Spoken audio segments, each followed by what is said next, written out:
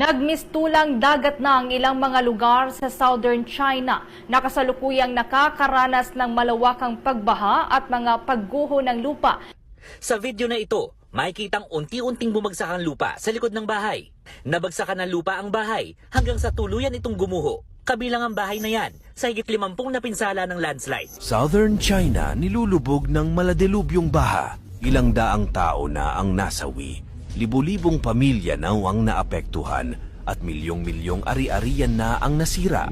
Mahigit 40 plus na ang mga nasawi dahil sa pagbaha at paglandslide sa Guangdong Province. Nanawagan naman ang Chinese leader na si Xi Jinping nitong Martes na gawin ang lahat ng makakaya para mapangalagaan ang buhay at mga ari-arian, kamalasan o karma. Bakit ito nangyayari ngayon sa China? Ilang buwan nang nilulubog ng matinding ulan at pagbaha ang China. Pagpatak lamang ng taong ito, sunod-sunod na ang